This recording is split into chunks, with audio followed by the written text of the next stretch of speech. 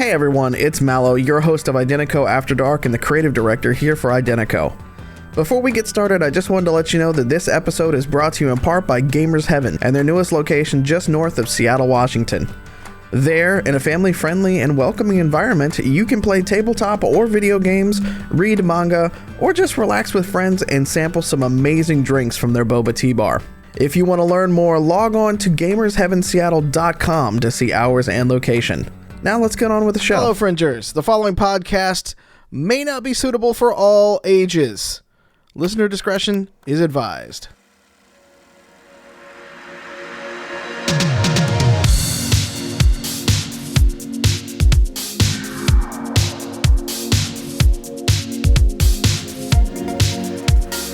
Oh, hello, everyone, and welcome to tonight's episode of IDENTECO After Dark. Our nerdy little podcast where we talk about gaming, TV, music, movies, and more.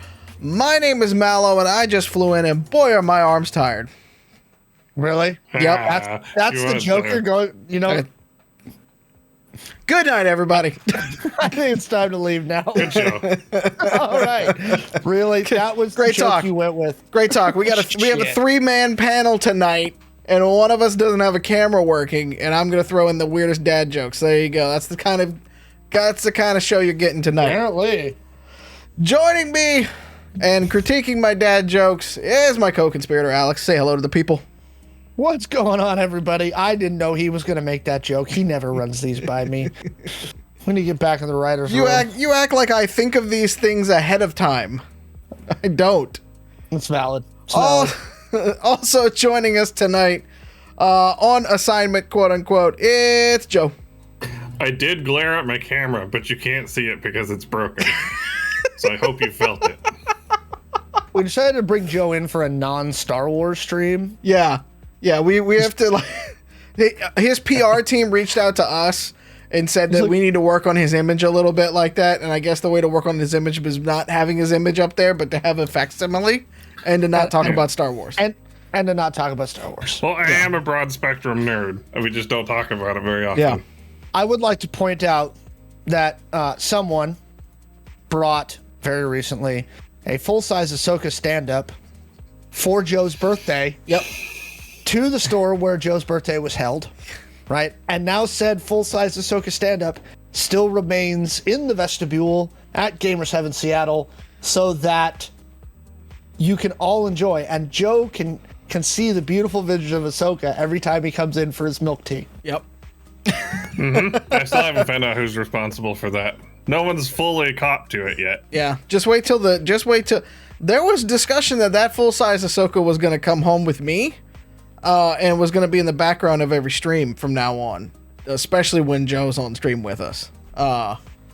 So that might still happen. I know where it came from.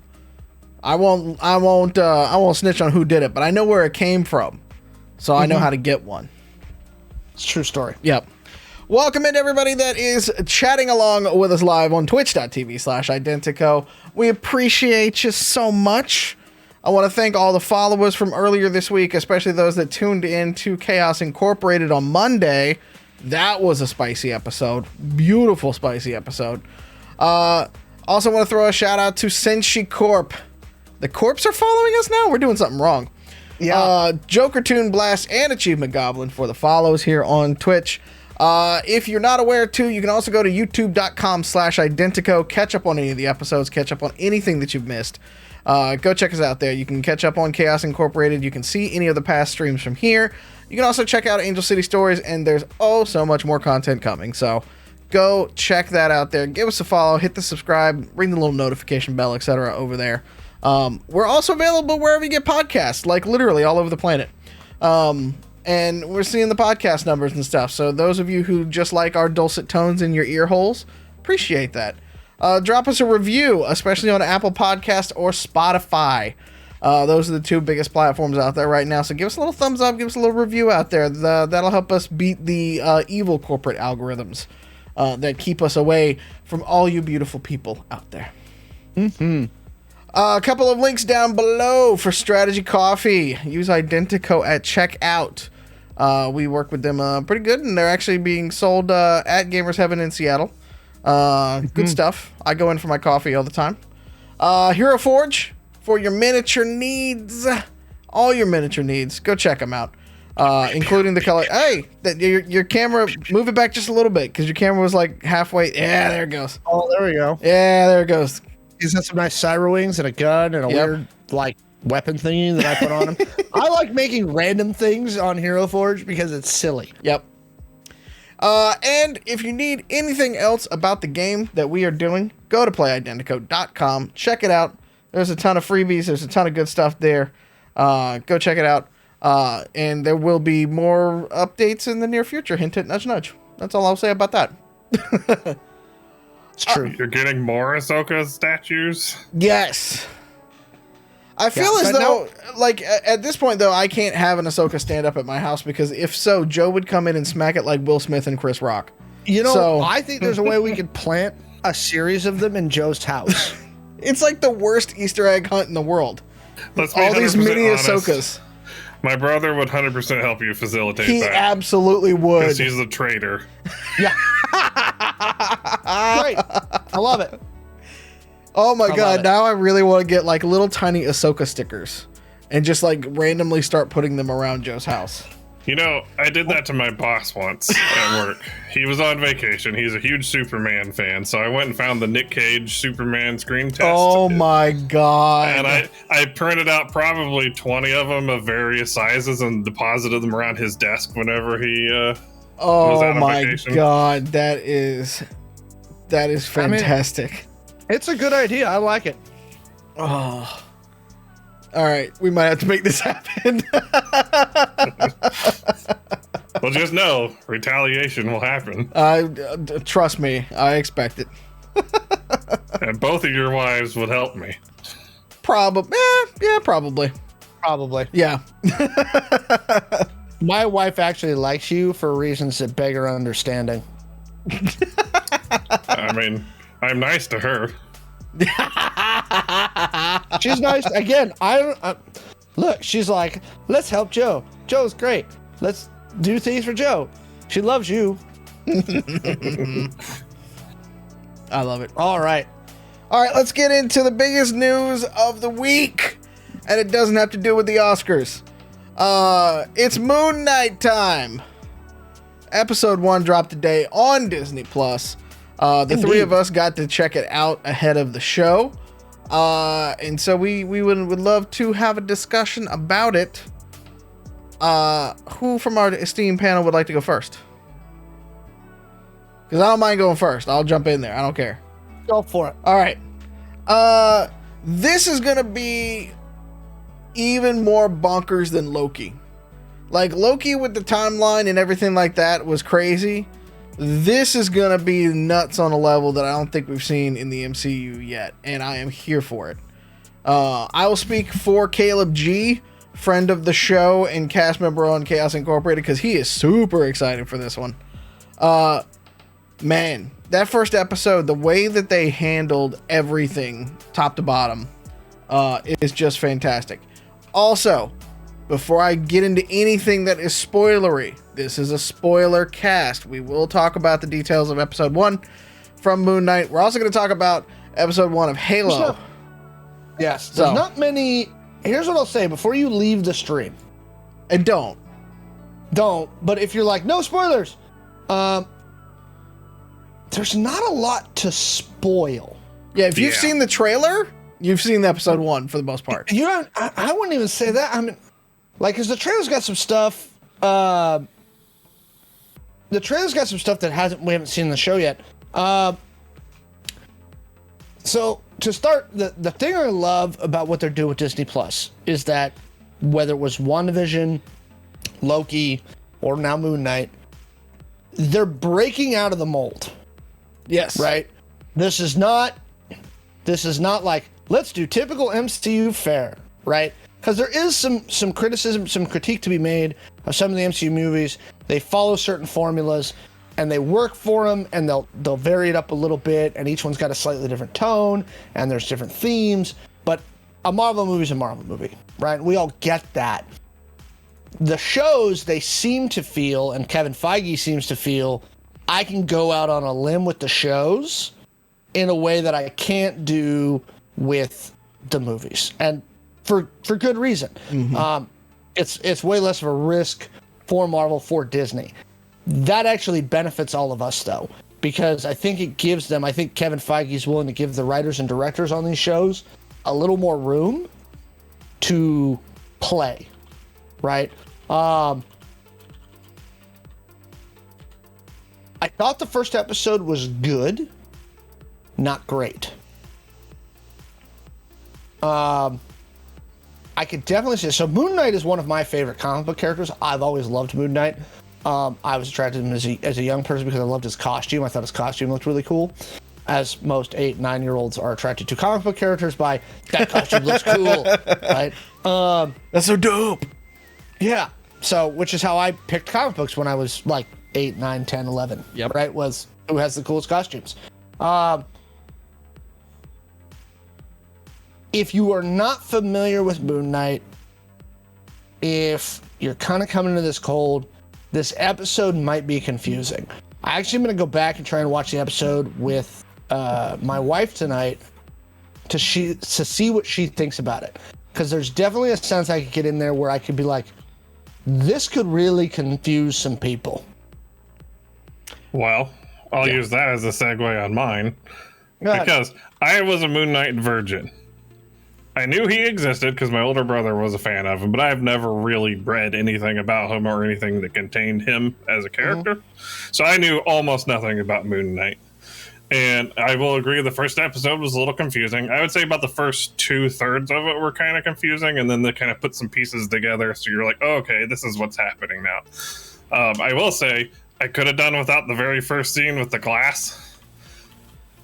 Oh, yeah. That's the thing I hated the most about Die Hard was when he was walking across the glass.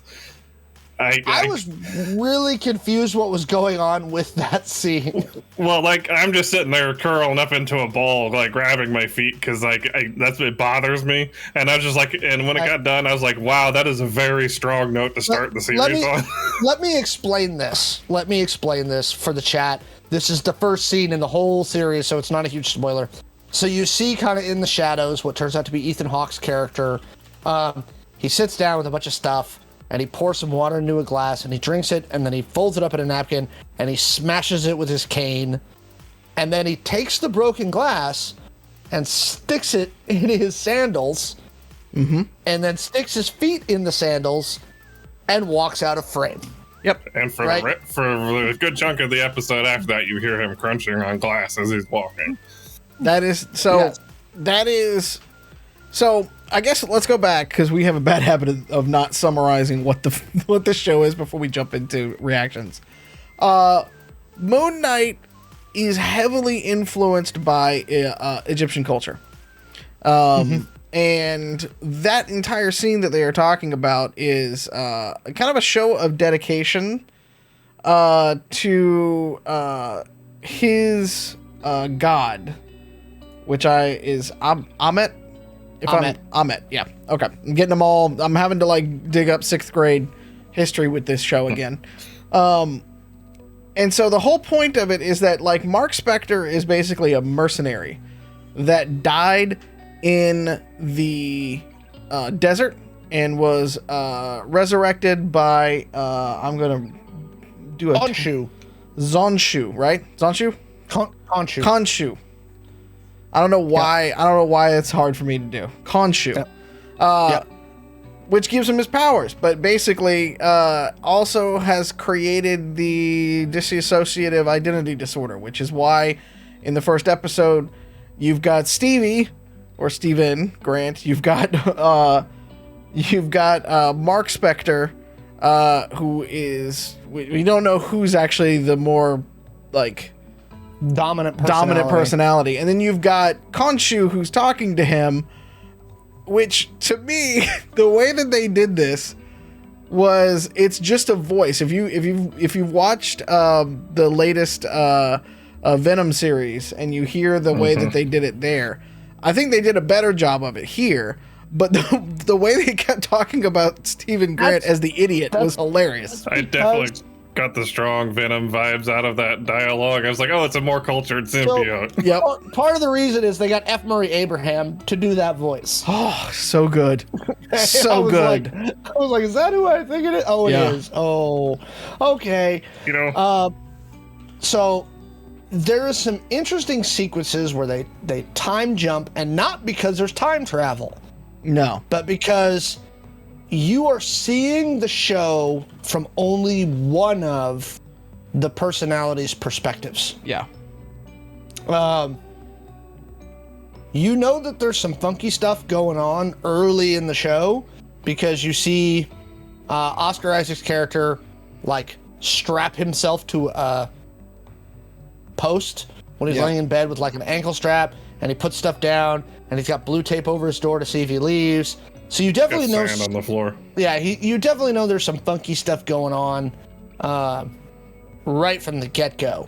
And then they kind of lean into it more and more and more and more as the episode goes on. You really only see Moon Knight as Moon Knight for a second. Mm-hmm. That ends the episode on the cliffhanger. Right.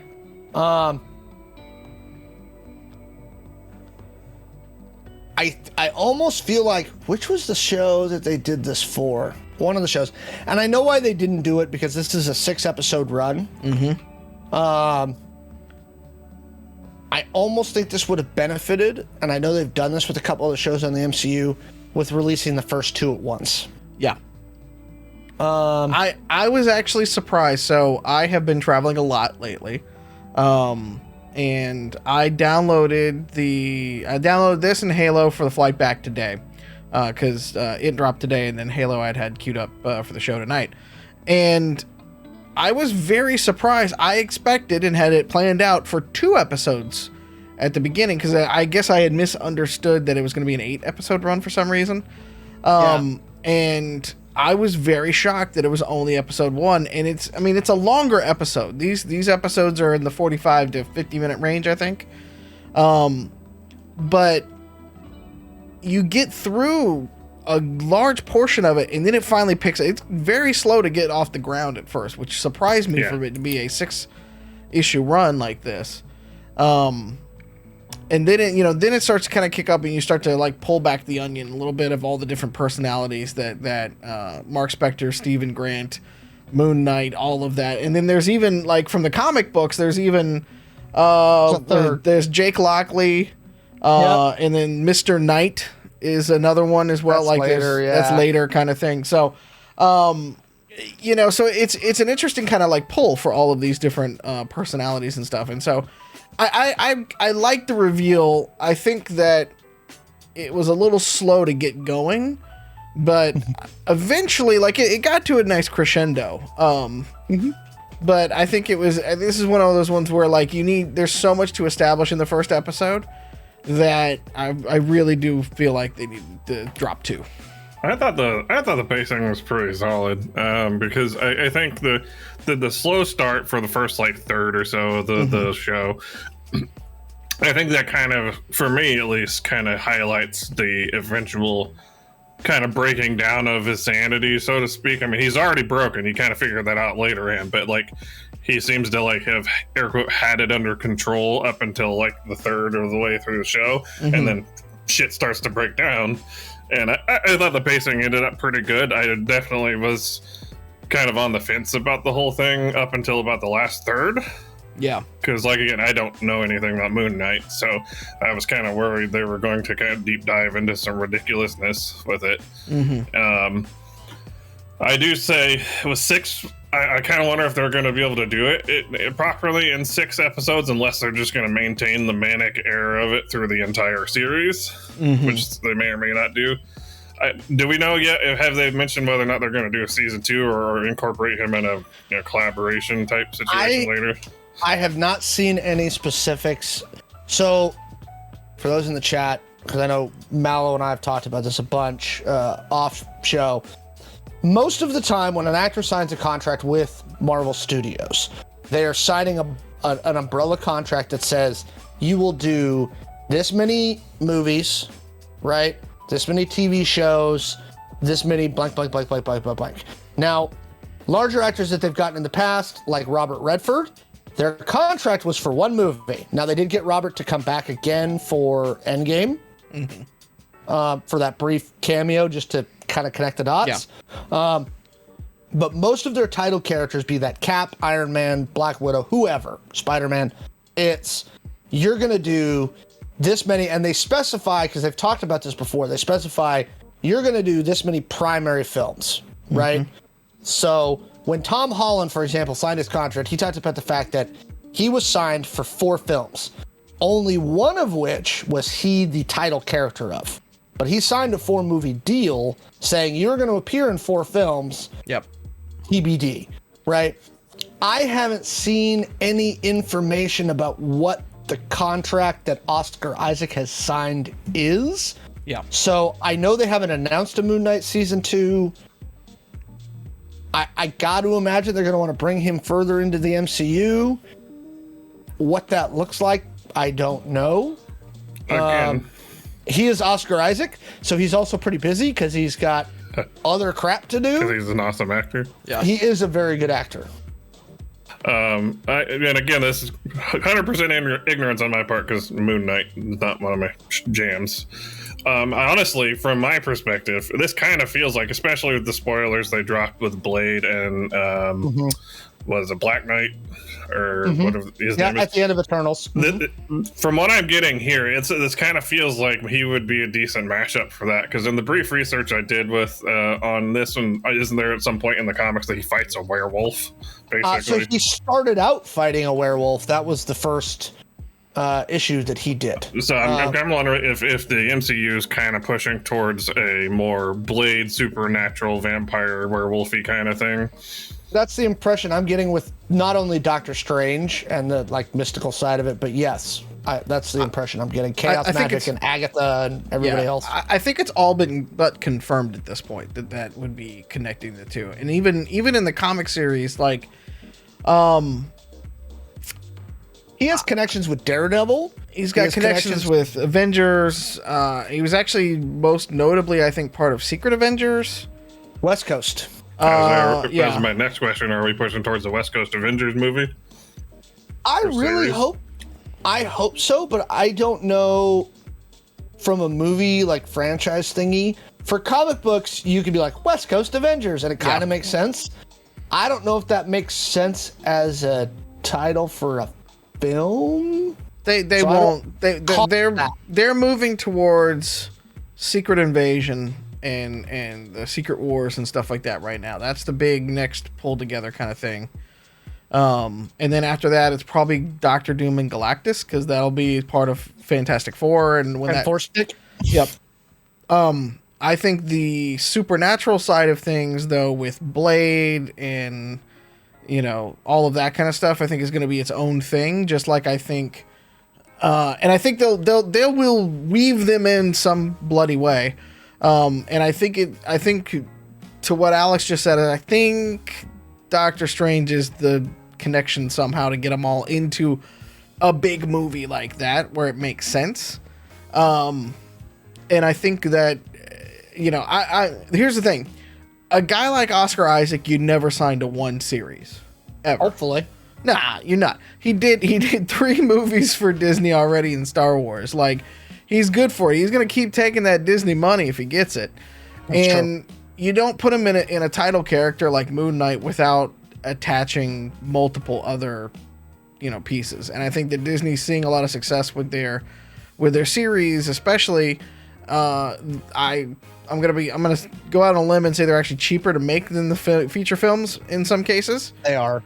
Even though the CGI is very high still on them. But I think they're seeing those gross sales in Disney Plus subscriptions, and they're looking at it this is sustainable for a while because we got a lot of great content to pull from, and we've been getting A-list tier actors in every title character, Well, and this kind of, I think, comes back to their strategy, like you're saying with Disney Plus, and I think they're looking at Netflix, and I think this is just complete conjecture on my part, but I think with Netflix they see a wounded animal.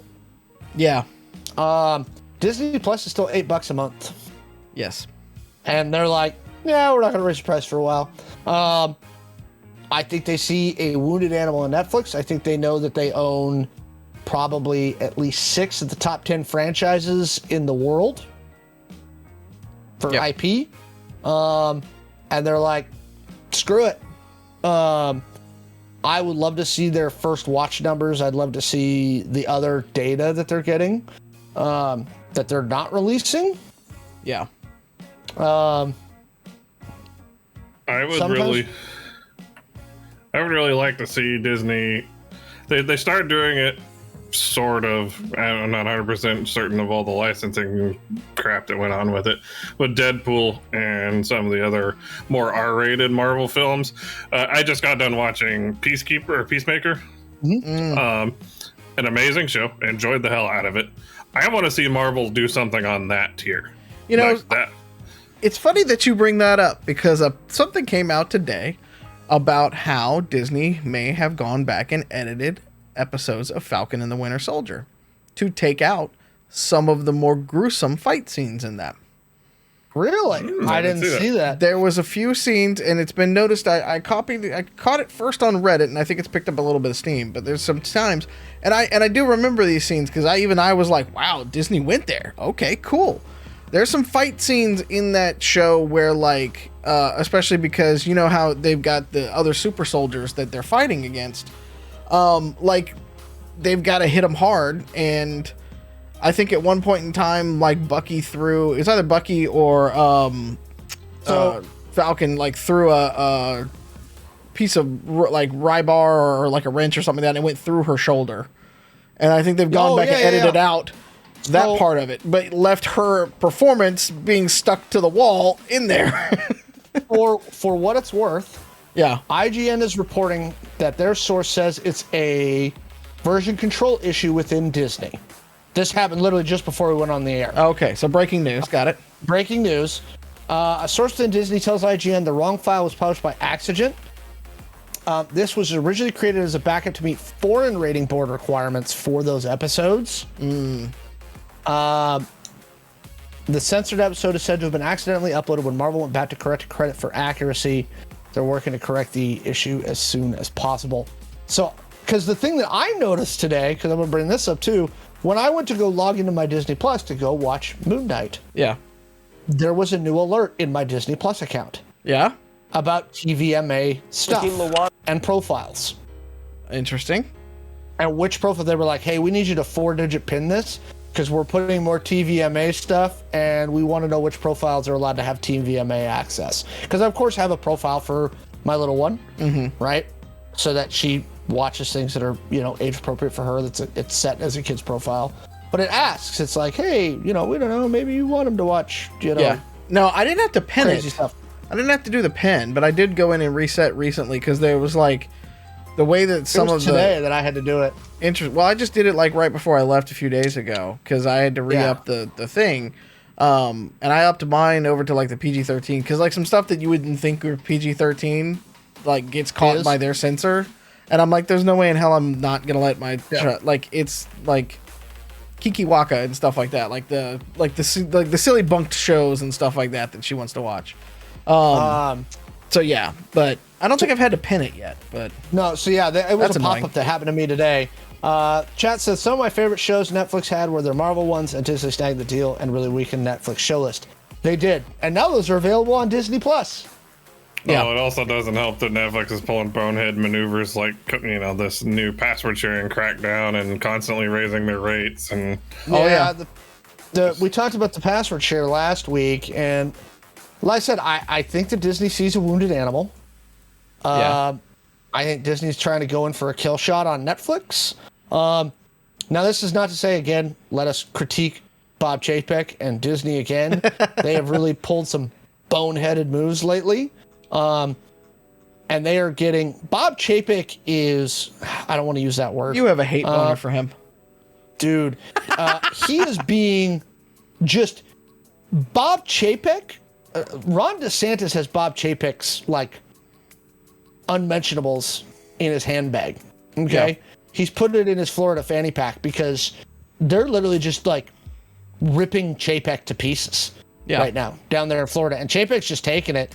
And Disney looks like a bunch of clowns because not only are they not standing up for their employees, but they're also now just letting Florida like run roughshod over them, and basically just let DeSantis make Chapek look like an idiot. Yeah.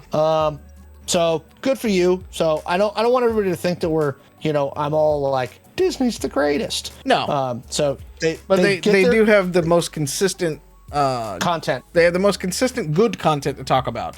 There's a lot of bad content out there that we could rail on, but let's be honest, there's enough of that we don't need to do that. We don't need to do that. Yeah. I do. Oh, good.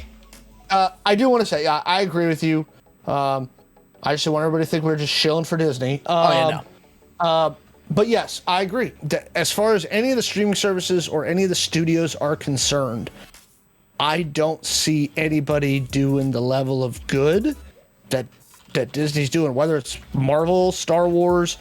I mean, of all the Marvel shows, I think Falcon and the Winter Soldier was the weakest, and it's not bad. No, right? It was the most gruesome. It was most like real grounded to life too. Yeah. We know Deadpool's coming. That's been announced. Yep.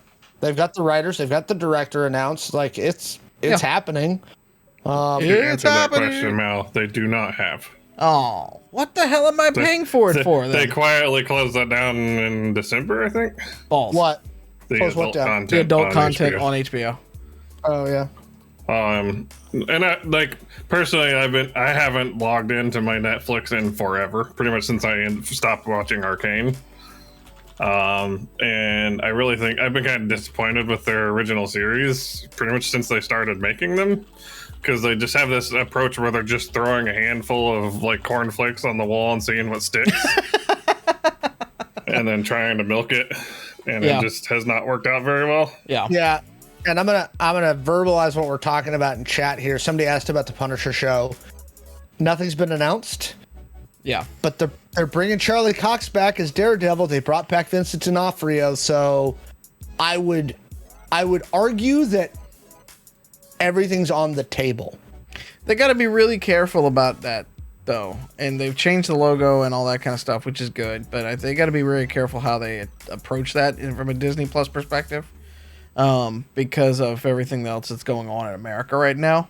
But I put in the chat, I kind of think they'll just fold him into something else like Defender style, because he works in that kind of realm. Street level.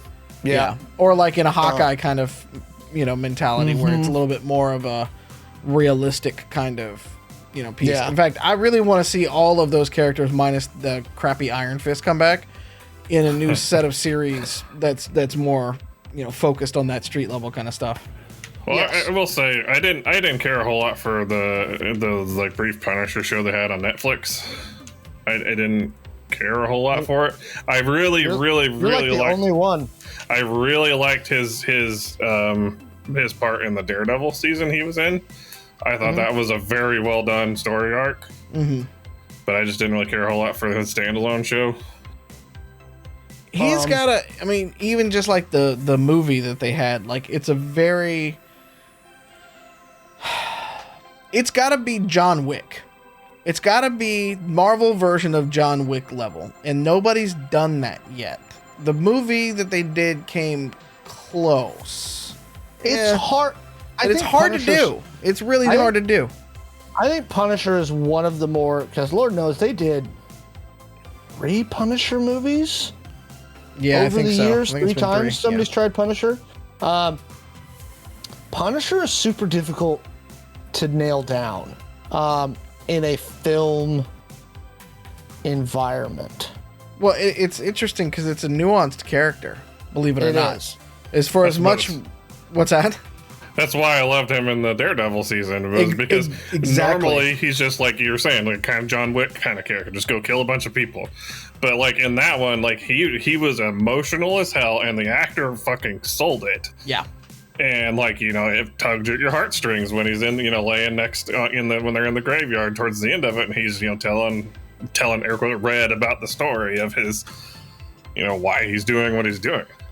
And that's why I think they might give him his own episodes, but I think they will always pair it up with some other part of the verse, so to speak, that it's working with, because you know, John Wick kind of pulls a little bit at your heartstrings at certain points because, like, you understand the mentality and the reason why he does that, and he does what he does, but, like, the way that he plays off of the rest of the Daredevil cast, and I think they could do the same thing with, like, a Jessica Jones, like, those two paired up on screen, like, I think it just plays well, and in some ways kind of gives a little bit of that mirror up to the rest of the teams that are out there of, like, the realism and the fallout and all that kind of stuff that kind of comes along with it too, which I think is very, very good.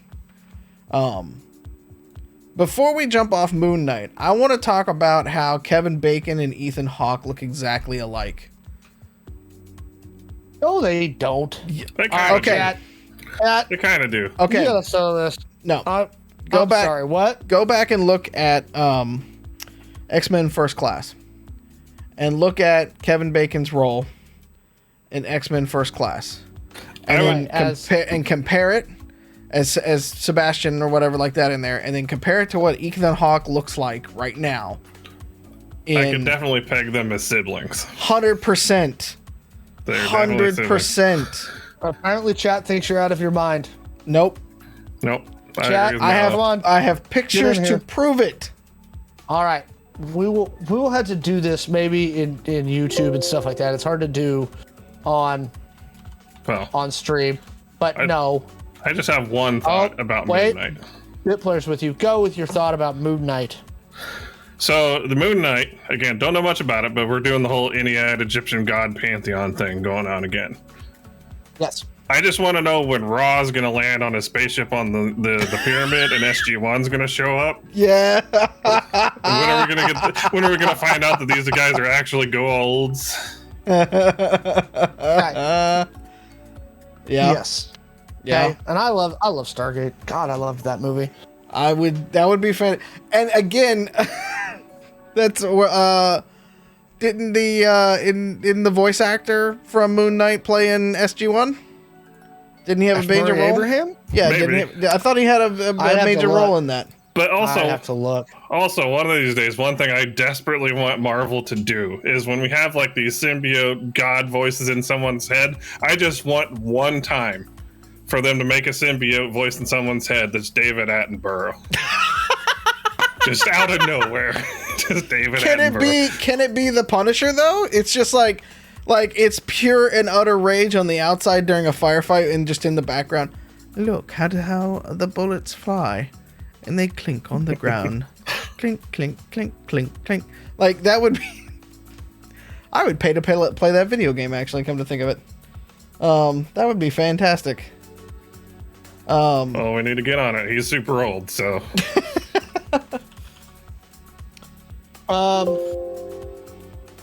okay. But yeah, I'm just gonna put that out there. They look exactly alike. The characters, the hair, everything. And I was like, I thought for a second Kevin Bacon was actually the villain here. And then I looked it back up and I was like, oh, it's Ethan Hawke. Okay. They just become siblings or whatever. You know what? By the way, actually, that's the last thing I'll leave on this Moon Knight thing. I thought he was great in this episode. Yeah. I think he's going to make a fantastic villain. Yeah. He was fantastic. I had a lot of fun watching him just like be weird and creepy. And for a long time, Ethan Hawke, a lot of people don't know this, Ethan Hawke refused to play villains for a long time. Like he was like, no, I don't play villains. I don't play villains. And it's only the last couple of years that he's been like, all right, sure. So good for Ethan Hawke. In contrast to this, I'd like to talk about Halo.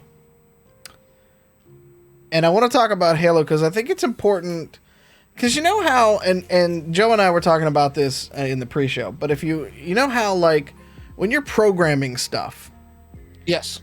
And even its own cable and stuff, you're programming stuff, you're putting them in the head-to-heads, right? And right now, you've got a brand new series called Halo that they're pushing really strong. Going up against another Marvel film or series right now.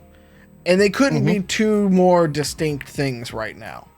And it is a very, very interesting dichotomy when you think about the way that this show is coming together.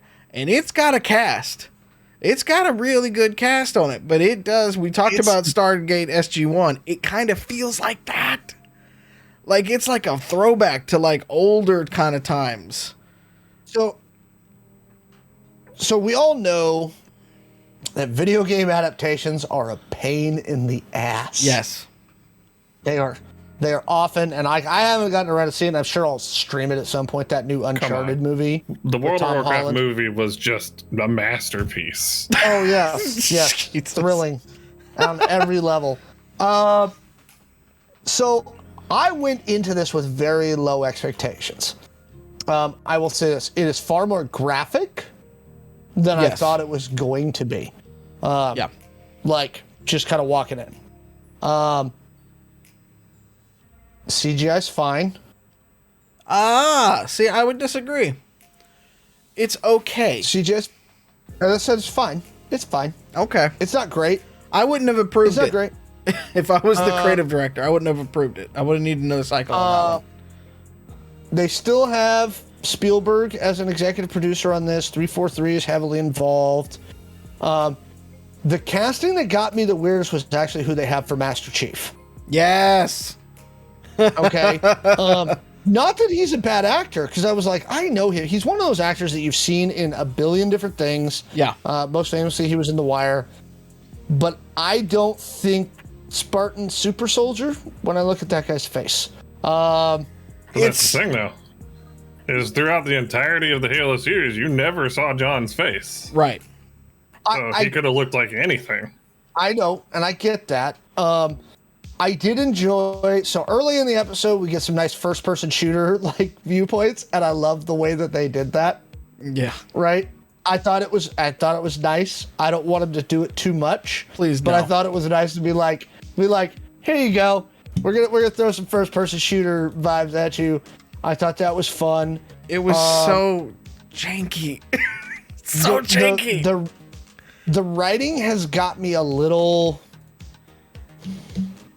weird. Here's the thing. And I don't love the writing so far. The thing is, it is Halo is tropey.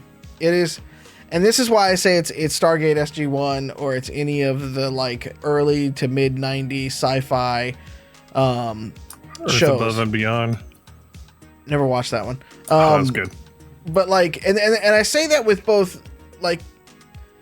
I say that as both a vote of confidence that they can turn this thing around and that they have put together a cohesive storyline, as well as, man, did it feel like a step back in time. Because other than the CGI getting updated, the tropes that they are putting out there, the way and the dialogue is being delivered, and what they're working with it just feels like it's been done before.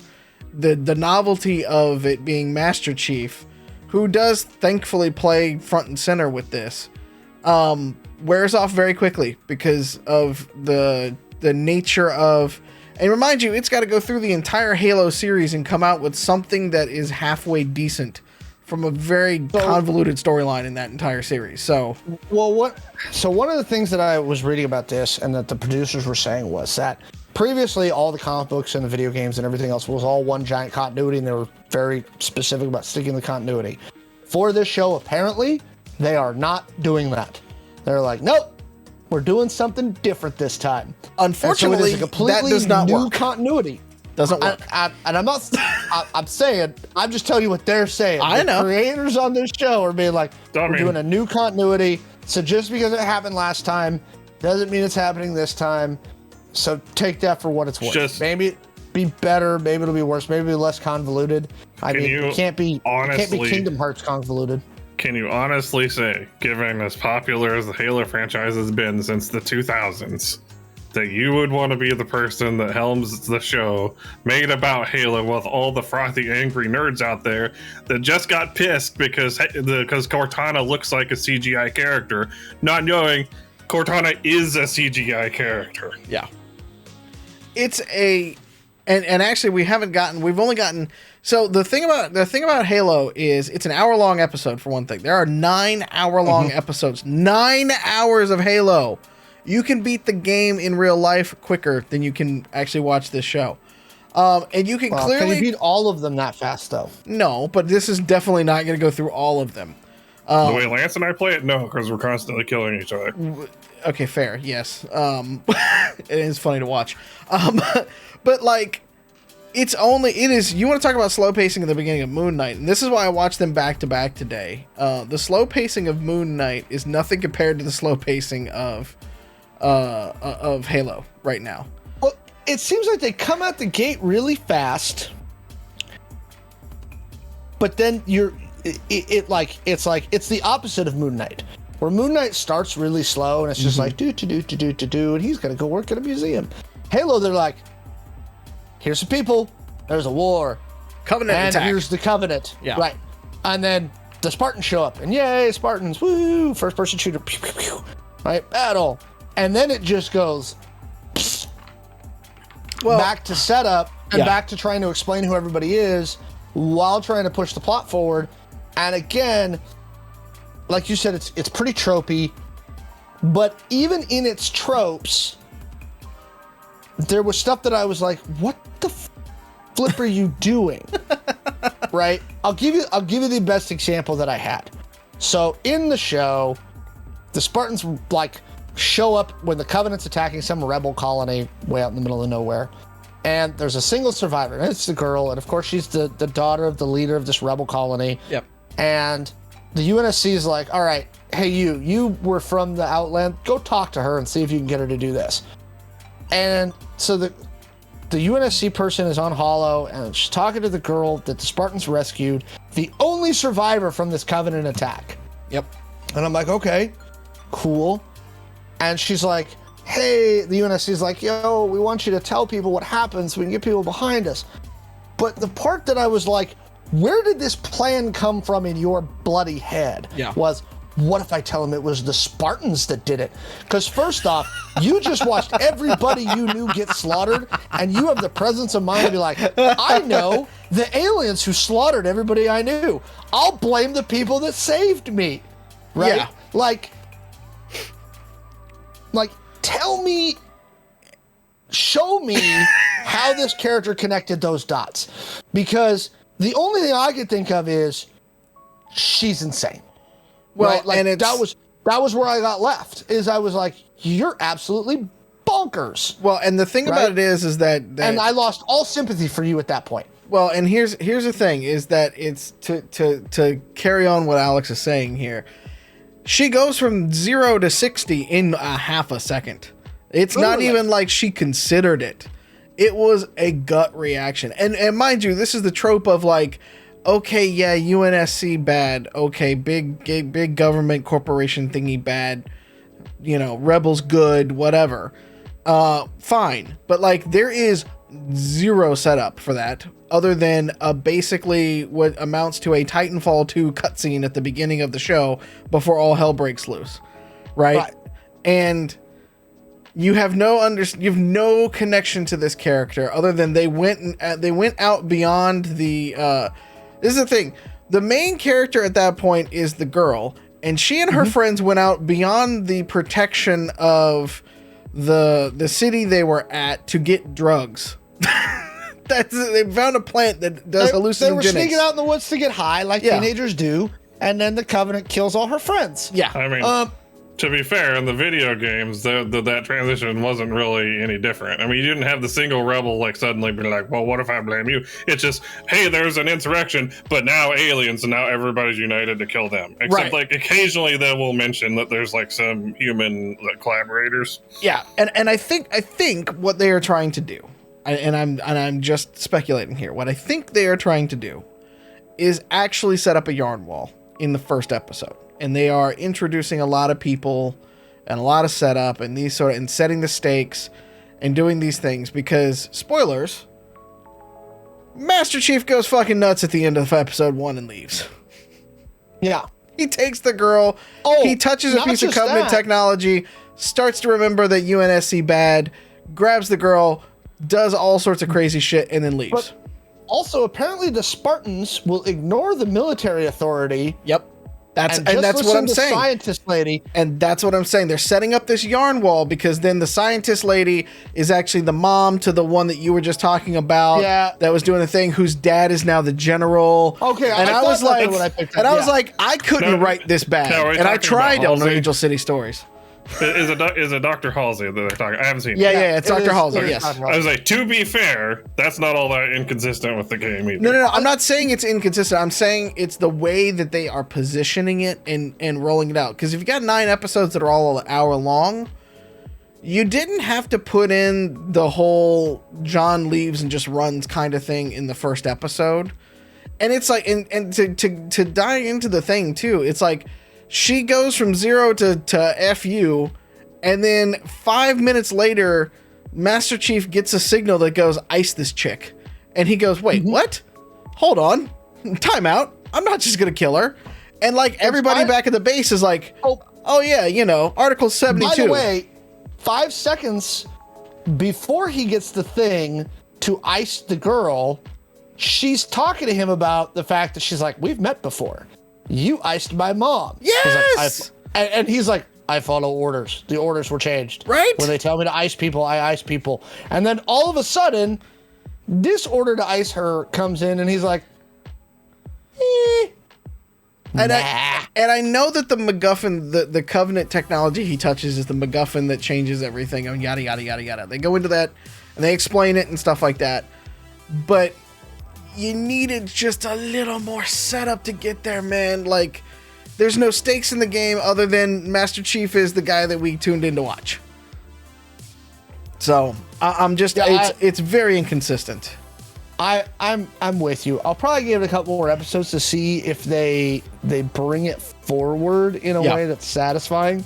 But I was like kind of nonplussed about the first episode. Again, I thought there were part of it that like looked neat. I was like, neat. I think that the combat suits, right, look cool. Yeah. Right? I think they did a good job on the Spartan armor. Yeah. I think that the guns, like, there's definitely some, you know, old gamer nostalgia, like, hey, he shot him with a needler. Yeah. Right? Or, you know, you see the standard assault rifle that you start every Halo game with. Well, you know, the thing that kills me about that, though, is, I was man, the no-scope headshot from the one sniper Spartan. well, yeah, she was pulling Overwatch the whole time, but man, like, it was all elites. I was like, man, we went from 0 to elites with the fucking laser sword in 2 seconds. Like, y'all, where's the grunts? Where's the little squeaky boys that you use as target practice at the beginning of the game? Like, Yeah, and so I also think that especially go back to the original games, I don't think the first Halo was super concerned about storyline. No. Because I think at that time they were just like, we need a cool game. Halo Combat Evolved, right? And Microsoft was making their way onto the thing, and this was their big push was Halo, and it worked. It's what got the Xbox off the ground.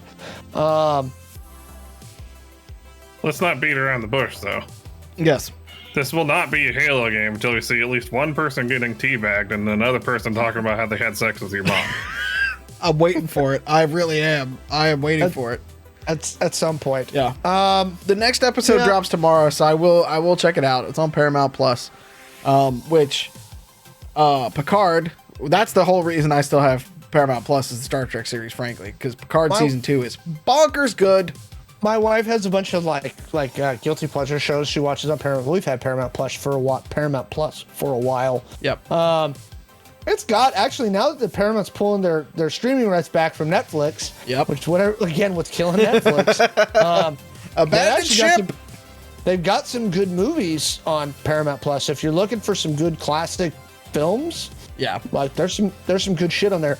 And speaking of Paramount, they dropped the final trailer for Top Gun 2.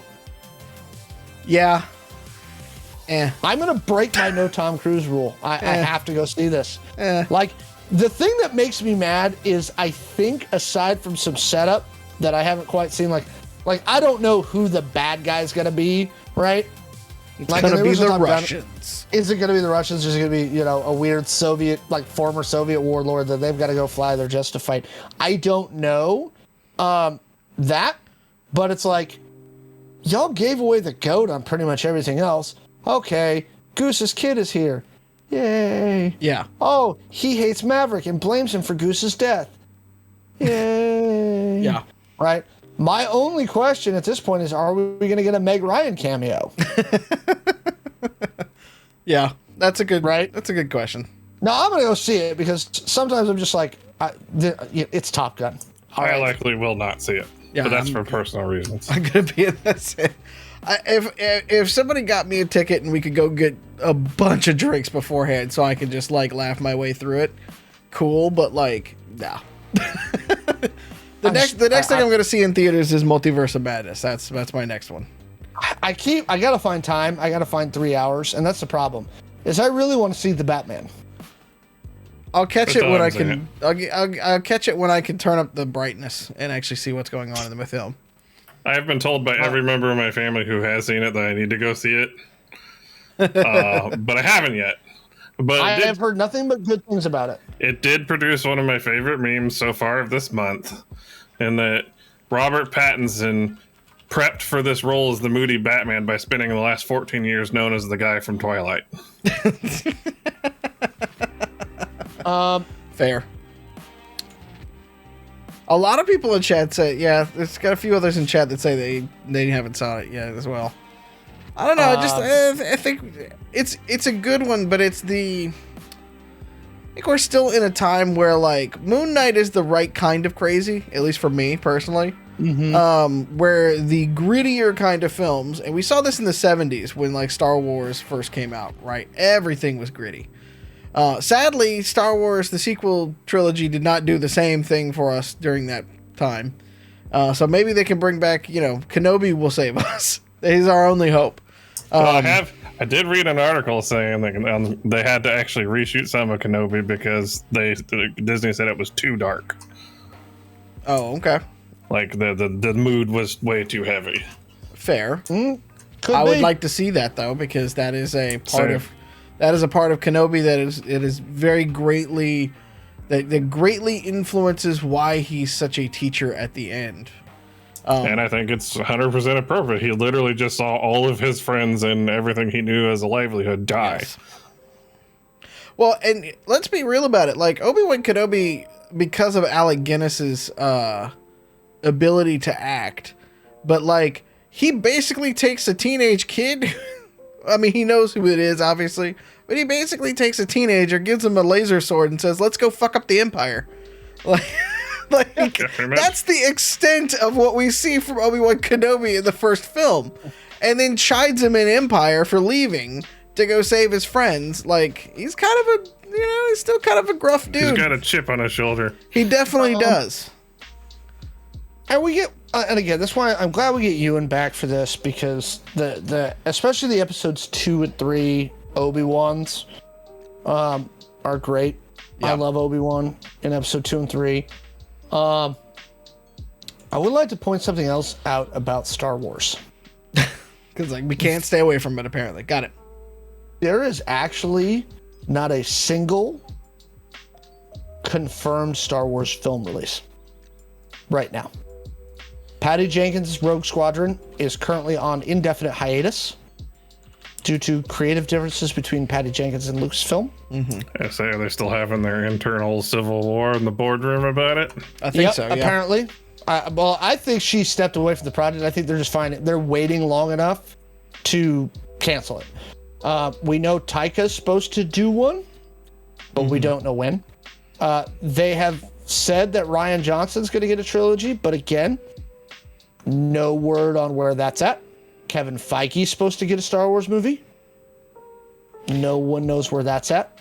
I mean, but look at the slate of seasons coming out though. Of shows. But this is what I'm saying. Again, So Star do you Wars. think that they just moved completely to TV? That they're just like, fuck it, we're not doing movies anymore. if you It's just could not do working. okay, if you could give me a live action Clone Wars with more depth and nuance than what the TV show gave us, fair. But and it doesn't have to. I don't want to necessarily give us a rehash of the Clone Wars, okay? But think You of don't a want a remake of what's there. No, I don't want a remake. I'm saying, I mean, you could do it if you want to, because it'd probably be badass. But give me a multi-season canonical episode, Thrawn, expanded universe, any of that shit. Go get Sebastian Stan as Luke Skywalker and give me all the stuff from Shadows of the Empire, for crying out loud. Like, give me those stories and let's really dive into them. The problem that I have with Star Wars, even though I love the slate, you get Bad Batch Season 2 coming up. You got Andor, Ahsoka, The Acolyte, Lando, Rangers of the Republic. All of these are series that are confirmed to be coming out in the next couple of years. I think Rangers has been shelved, I think they said. After the whole Cara Dune thing. I think they can fix that, though. I think they can too, but I think as the last I heard, they had shelved Rangers. I think it's on hiatus till they can figure out how to figure out the Cara Dune thing. Yeah, go ahead. Like Lance pointed out, the X-Wing series would be amazing. Which I know that's what what's her name's show is supposed to be. Rogue Squadron.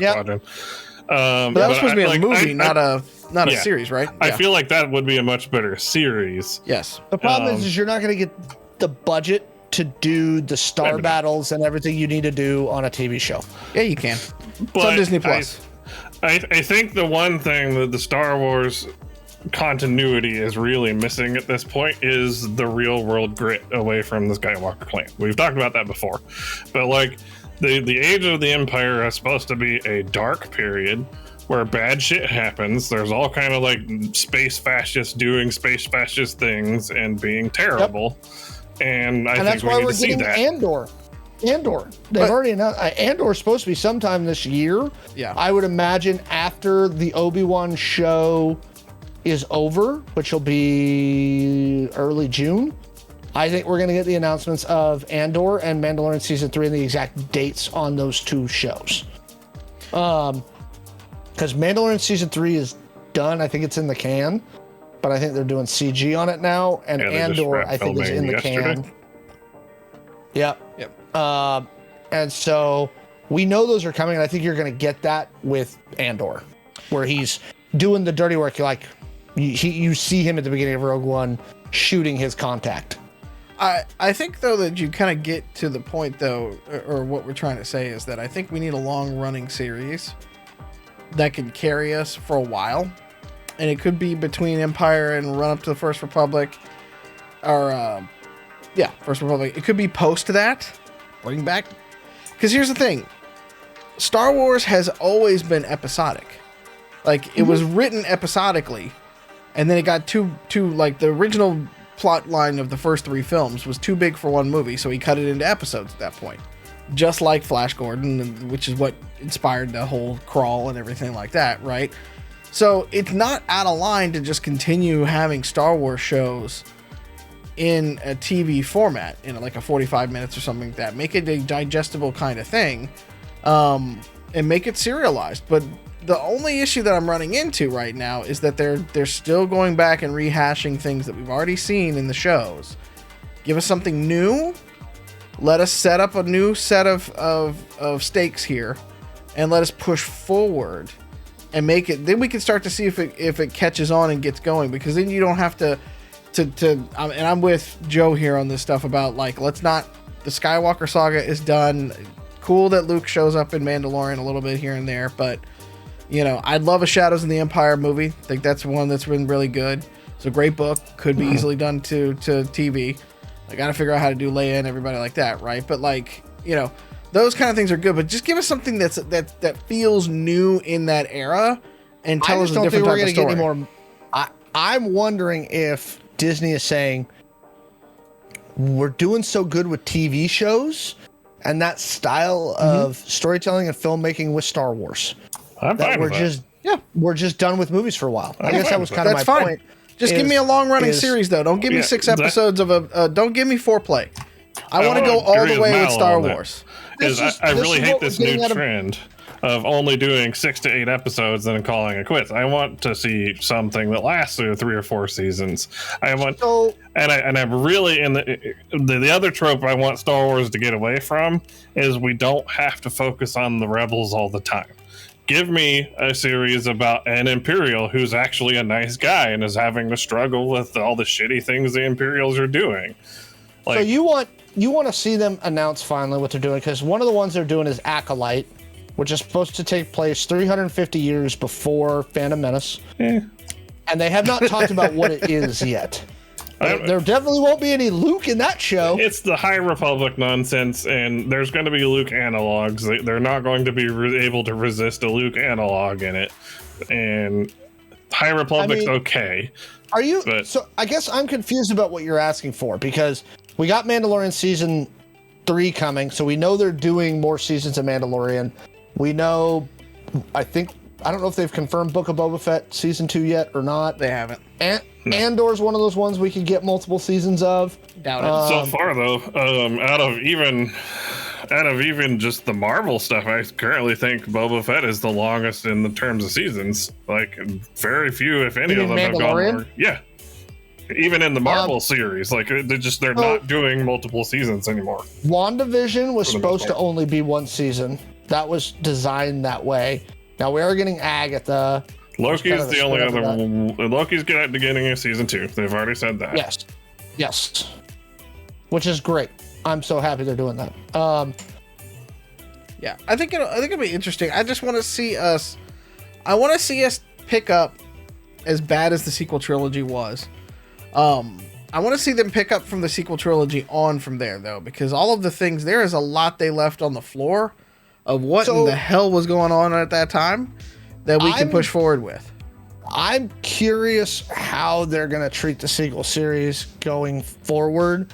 I also am curious how they're going to integrate the other stuff that they're writing into the new canon. That's confusing me right now, and I think Star Wars is actually sadly getting back to some of the problems they had before the Disney reset. And some of the stuff, in spite of the fact that they have slowed down the release schedule on Star Wars books and comic books to keep it from getting out of control, I think it's starting to get to a point where they're not happy. I mean, it's a corporation. More. Get that bottom line. Get them quarters up. Let's go. And so the problem is that the Star Wars books sell really well. Yeah. Right? They're not terrible. And they sell well. I mean, High Republic sold well. Not as well as I think as they were hoping, but it sold well. It fits that YA thing they wanted, and it's canon. They gave Timothy Zahn 6 books to do Thrawn, right? I'm reading actually the 6th one right now. And I'm curious how that's going to tie into everything with the Ahsoka series. Like I said, I'm super curious how they're going to handle this going forward, because they seem to still be kind of in a mess right now. No, they're still not pulling any new ideas, and as much as folks want to see like the KOTOR stuff in live action, which I think actually would be really good too. Like, let's get back to where there's actual Sith temples and Jedi temples, and let's get the White Knights versus the Dark Knights and stuff like that. Let's get back to the past the Rule of Two, all that kind of stuff. Before the Rule of Two, yeah. Yeah, well, I mean, Palpatine is dead, hopefully, finally. Maybe. Who knows? Control Z, who knows? So, like, the Rule of Two is out the window as far as I know, and, like, now you can get back to where it is, like, actual, where the Jedi and the Sith tend to work in the shadows. Both of them do. And that's what makes it interesting and makes it stellar. And they can work on the fringes. They can work in the cities. There's a lot of different things that they can do. And I think they're getting to a little bit of that with the Kenobi series, but, just the fact that something of that in the Acolyte. Probably, but I think it's let's go, like, again, the Kenobi series we know is a limited run with a limited set of actors. And so let's go get new actors and tell some newer stories. And you could get a KOTOR feel just post the sequels, right? Like, and you don't need a Vader. You can find another villain. There are ways to make it work. And I think that's kind of where we would want to, that's where I would like to see it. Like, right now, Star Wars is predictable. You know how Andor dies. You know how Obi-Wan dies. This is fan service to fill in the blanks. Gonna watch it. Don't get it twisted. Gonna love it probably. But we all know how the story ends. And so I want to go watch some Star Wars stuff where I don't know how the story ends. I guess that's what I feel good about The Mandalorian, because we don't know what happens to The Mandalorian. Maybe him and Grogu live happily ever after. I mean, somewhere. There's a big plot hole then of where the hell he was during the whole rest of the movie series. Plot holes? Yeah. True. That doesn't happen. But True. I know you. Speaking of weird plot holes, I think there was another series you were going to talk about that got announced release date today. Oh, giant plot holes in the shape of dragons? Yeah. Yeah. House of Dragons is getting released on August 21st. August 21st. So, we get to see I'm Matt gonna Smith watch go the- crazy with blonde hair. No. So yeah, he's Daemon Targaryen. So Yeah. here's I will watch the first episode of this show, but I'll be honest with you. I don't care. I don't know. Same. I'll give it 3 episodes because that's my standard rule of any new show. Fair. 3 episodes. The problem is that this is all going back in time, and the historicity and the history of these characters for the Targaryens who took over Westeros and did all this shit is super well established. There's no like, We were just Hey. bitching about how we know how the story ends. Well, but that's Right, like- that's exactly exactly. like we know what happens with the Targaryens. They rule for a few hundred years, and then they all die, and that's it. Yeah. No more Targaryens. Like, I guess I don't understand what story you're trying to sell. Now, is this only one season? Can you guys carry the show for a minute? Because I gotta go stab Lance. Oh yeah, go ahead. I was wondering when he was going to see the comment. I just looked down. I got it on my other monitor and I looked down and saw it. But back to the dragon spooky lady show. I'm not super thrilled about it. Like, and then, let's be honest, like I enjoyed Game of Thrones even before the last couple seasons, but I never really thought it was everything everyone was just making it out to be. It was okay, but I just didn't buy into the whole hype on it as much. Yeah. And I'm not as hyped about this one because we saw what happened with season 8, which I know this is an entirely different team, but It is. that reduces my faith in their ability to deliver a quality product in the IP. We'll see. But I'm kind of with Woody that I just don't care. Like, Again, we know how it ends. Like, I guess. well, the Because- Targaryens were not that interesting of an element to me in the original series. I mean, I guess I don't see. So unless they're doing something wrong. Now, again, I'm trying to figure out, it's a 10-episode HBO series. This feels like HBO is like, oh, we're going to do a season 1. And if it goes well, we'll keep going. I don't care. Well, and I'll add to some of that too, because we have Game of Thrones, we have The Witcher, we have Wheel of Time, we have Lord of the Rings. Lord of the Rings now. I will repeat this till the day that I die. I am tired of fantasy TV shows. It's the D&D of TV, and I'm tired of it. Like, I don't need 15 flavors of person with sword and long hair kill other person with sword and long hair. You know, and the monsters all. And the problem with Game of Thrones is that despite all of the magic, magic with the biggest air quotes you could ever see, it is a very much grounded in reality type of fantasy that is gritty and lame. Like, So, the thing that, and this is where I think Dan and Dave screwed up largely.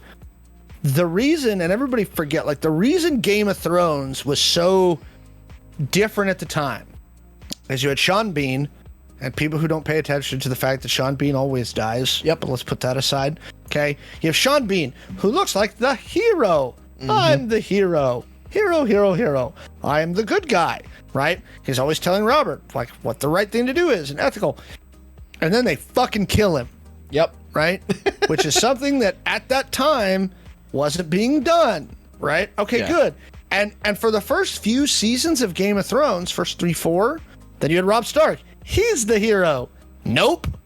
We're gonna chop off his head and his direwolf's head, and then we'll sew the direwolf's head to his head. Okay, like you didn't know for the first 5 seasons if your favorite character was going to die. Spoiler alert, they're all bad characters.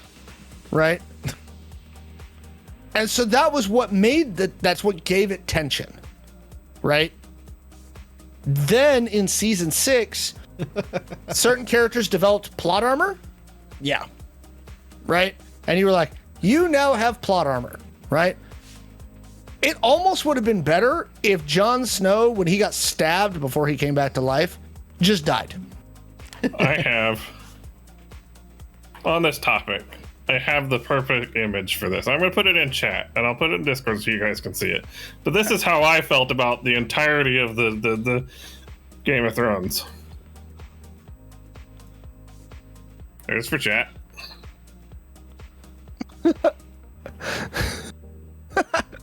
Okay. There's for Discord. Nice. I mean, I don't disagree. It just, like I said, yeah. it's wonky. It's wonky, and I'm not here for it. So, Speaking of crap that Matt Smith is in, yeah. Morbius is getting Oh wrecked. yeah, and not 'Cause even Matt review Smith- bombed, like legitimate bombing. like Matt Smith is also in Morbius as he is in this Game of Thrones show. So there's our connective tissue. Yep.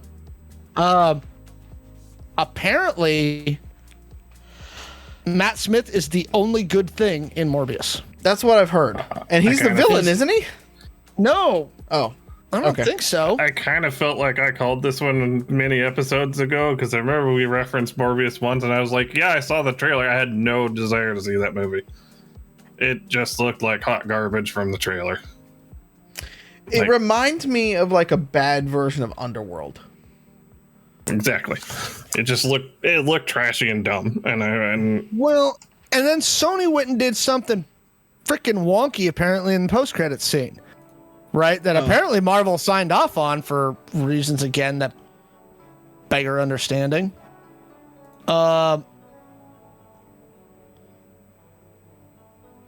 Yeah. I don't know. and Matt Smith does not have a great record in cinematic releases because he was also in Terminator Genesis, which also flopped.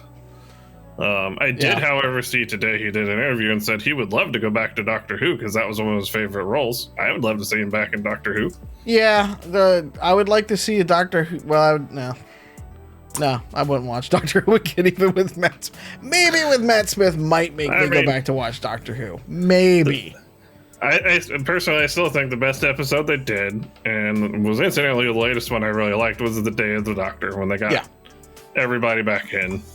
That should have been the end of the Yeah. series period, in my opinion. Well, they're never gonna stop. I know they're never going to stop it, and that's why I can't stand it. So Capaldi did fine the last two. They ran the Clara thing into the ground.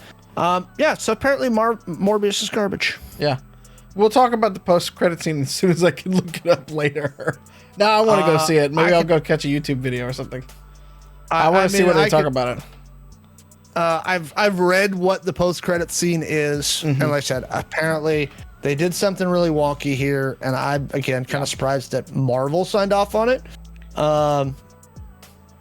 It's on the list. Blade Runner Black Lotus, actually one of the reasons why I got HBO Max for some of this stuff. Because there is some interesting cyberpunk stuff that's coming out of that. Even Arcane has a little bit of that in there. So I had heard it kind of sucked, but I haven't looked at it myself. I am giving it the 3-episode look. You know what I mean? Okay, Like I'm gonna that's give it fair. the 3. It's Blade Runner. Sure. I can't- love Blade Runner. It can't be that terrible as compared to some of the other things that are out there. So Is the Black Lotus one the one that's supposed to be set in 2099, or is that an upcoming one? Because That they're supposed is- to be doing. Black Lotus, I think, is set in 2099. Yeah, I'm not sure. So I read something the other day. I thought they were going to be doing a future animated in 2099.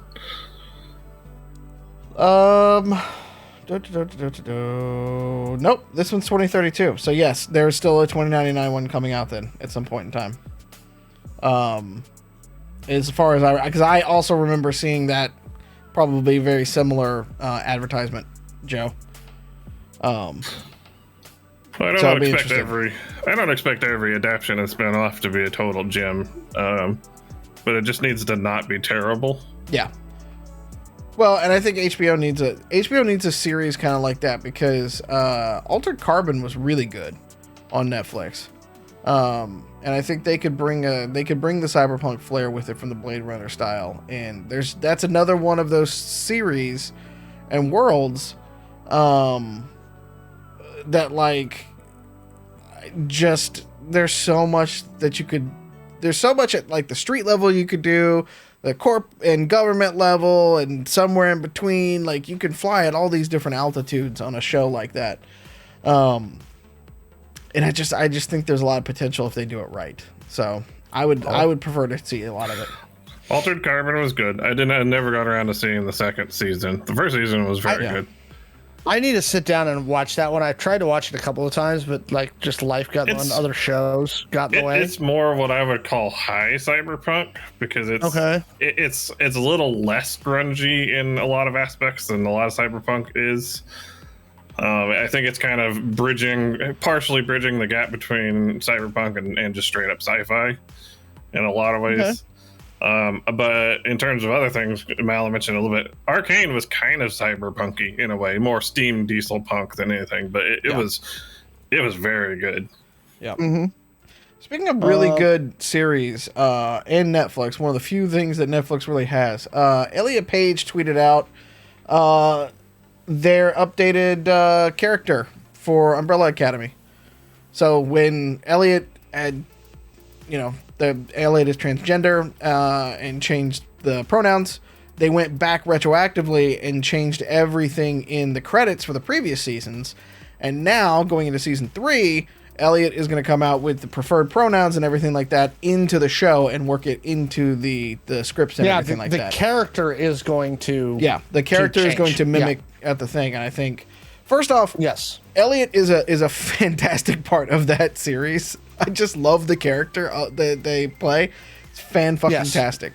And so I believe it came with a caption of meet Victor Hargreaves. So I'm all about this right now. It's going to be amazing.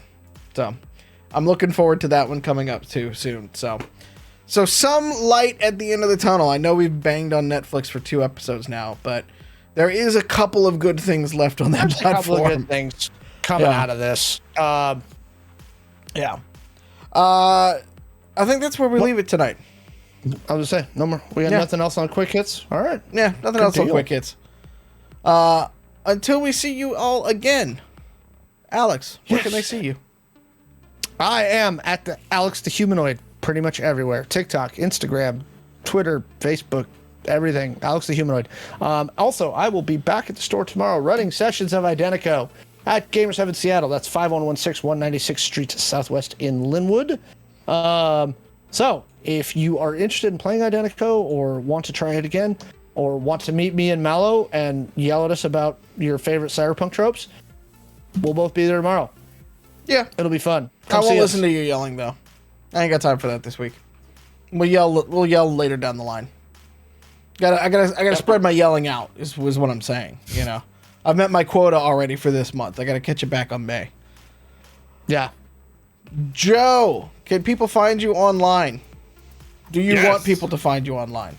I'm on Steam in the Discord. You are. You can message me there. Yep. Yeah, come to the Identico Discord. Yell at Grandpa Joe. Tell him how great Ahsoka is. No, don't do that. You can find me everywhere at the Mallo Man, and I will be up there to deal out some consequences. The hammer gets to come down tomorrow night with my group. It's gonna be fun. So come check us out at Gamers Heaven, and check me out everywhere else at the Mallo Man. I'm doing some fun space stuff that I talk about every once in a while on all my social channels. So if you want to come along for the ride for that, it's Space and AI. Can't get any more cyberpunk than that. So until then, we will see you later. We'll see you next week. Drink your water, take your vitamins, be good to yourselves, and be good to each other. And we love you so much. We'll talk to you soon, okay? All right. Good night, everybody.